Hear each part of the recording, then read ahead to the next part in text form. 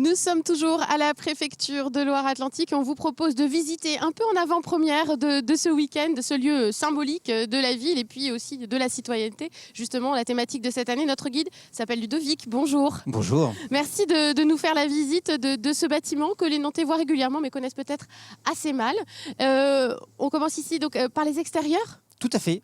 Par le jardin de la préfecture, en fait de l'hôtel de la préfecture, pour vous dire que avant d'être un hôtel de la préfecture, c'était la chambre régionale des comptes de Bretagne, la chambre régionale de Bretagne, qui était une chambre financière qui avait pour but de régler les litiges financiers entre le duché et puis les différents justiciables de la région. Donc cette chambre est installée d'abord pas sur ce site, par Anne de Bretagne, qui décide de faire venir la chambre de Bretagne ici, à Nantes, en 1492. Donc elle est d'abord sur un site qui est un peu plus loin, mais elle va s'installer ici au fur et à mesure. Et la première pierre de ce bâtiment est posée en 1763 et par Jean-Baptiste Céneret, qui est un architecte très connu des Nantais, puisqu'il a fait de nombreux bâtiments publics à Nantes, Jean-Baptiste Céneret, mais c'est le seul bâtiment public qu'il construira de A à Z. Il effectuera les plans, il dessinera les plans et il posera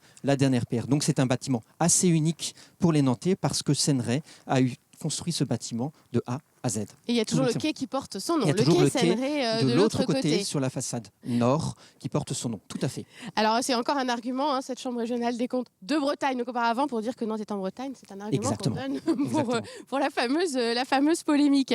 Alors un autre élément qui est assez remarquable dans cette entrée, c'est ce portail doré.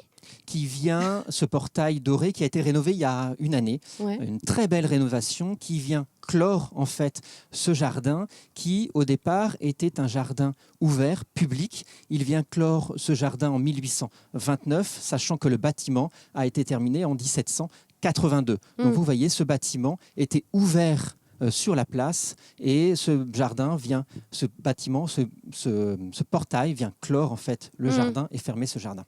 À l'époque, on clôt aussi pour éviter des entrées intempestives. Pour des entrées intempestives déjà. C'est tout ça. À fait. Alors le jardin aussi qui est à la française.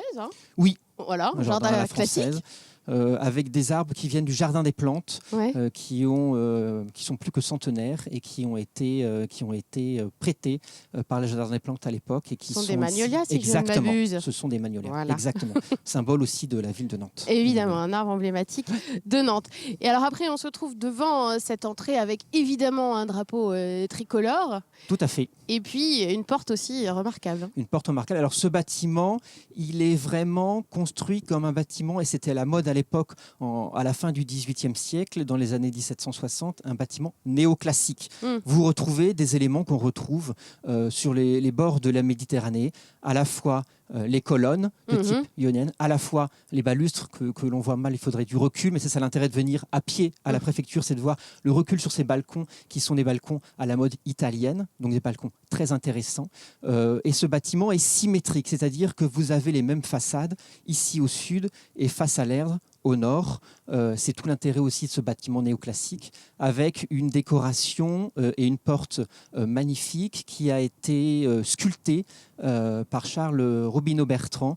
Vous voyez à la fois sur ces portes des thématiques de la justice, parce qu'il ne faut pas la loi, le droit. Effectivement, de la justice, parce qu'il ne faut pas oublier que le premier temps, cet bâtiment était dédié à une chambre de justice financière. Et puis vous avez aussi des éléments religieux. Vous voyez le pélican qui donne à nourrir à ses enfants. Et c'est un symbole religieux qui est aussi apposé sur ces portes. Donc à l'époque, le religieux et le pouvoir, le temporel et le spirituel étaient très liés. Il n'y avait pas encore eu la loi de 1905. Exactement, voilà. Exactement. Et vous avez aussi une tête de gorgone sur la porte. Cette porte mériterait qu'on en parle pendant des heures.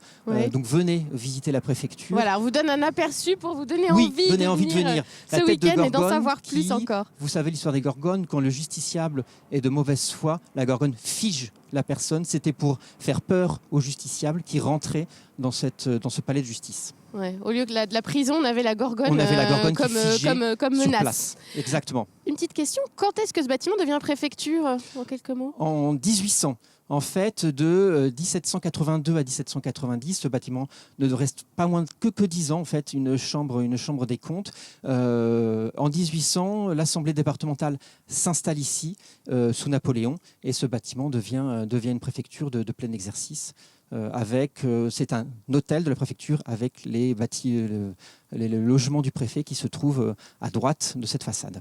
Les logements qu'on pourra visiter aussi ce week-end, mais pas aujourd'hui. Les salons de réception seront visitables effectivement samedi et dimanche au moment de l'ouverture de cette préfecture. Voilà, ça c'est assez exceptionnel aussi. Tout à fait. Voir les logements du préfet. Voilà pour la partie extérieure de la préfecture. On va maintenant passer la porte pour voir l'intérieur. Restez avec nous.